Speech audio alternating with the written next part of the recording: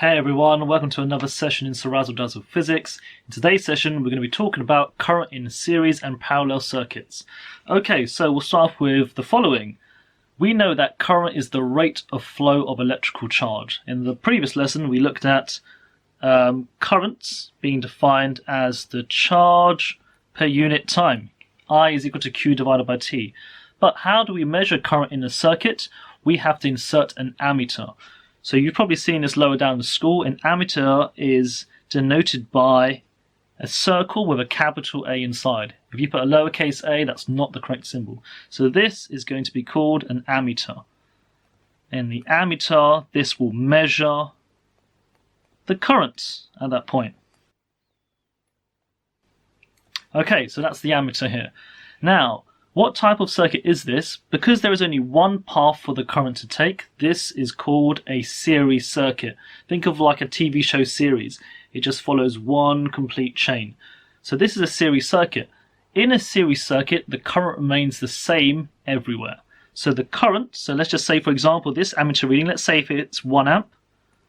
Yeah, if that is 1 amp, then we know it's a series circuit. The current at the other ammeter, this will also be 1 amp.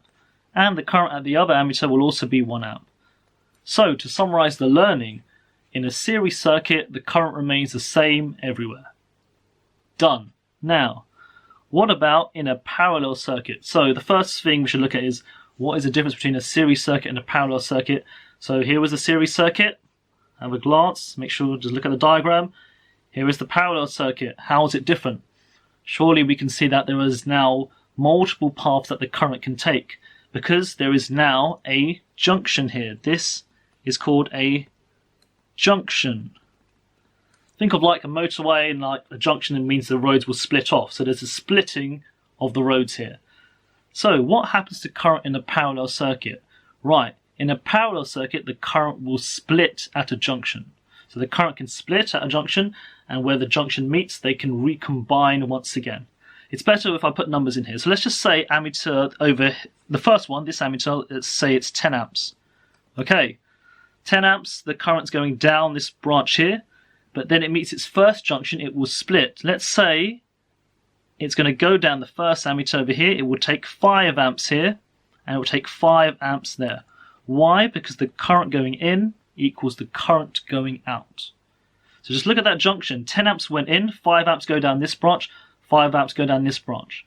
The current continues to flow, and then they recombine over here, and therefore you've got 5 amps going in along that branch, 5 amps going along this branch. They recombine. This reading will be how much?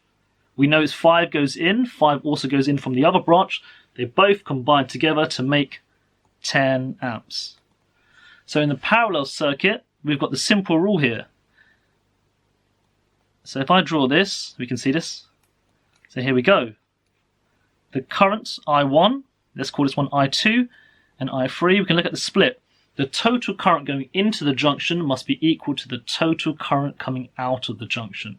So let's put that down here. So the total current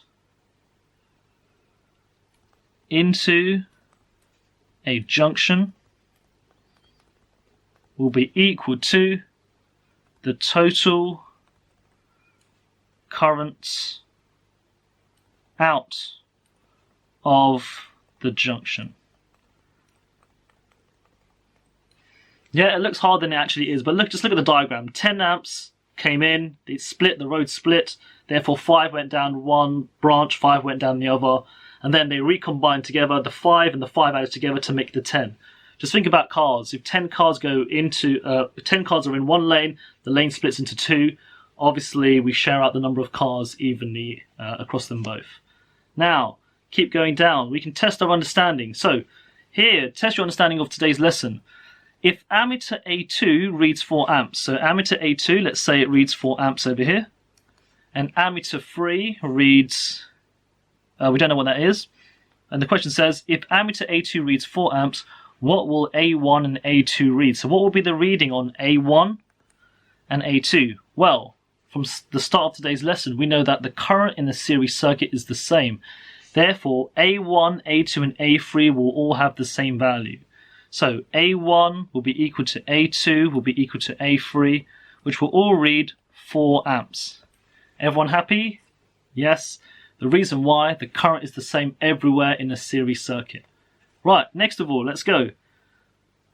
If we have the following question, if ammeter A1 reads 10 amps and ammeter 2 reads 3 amps, what will ammeter A3 and A4 read?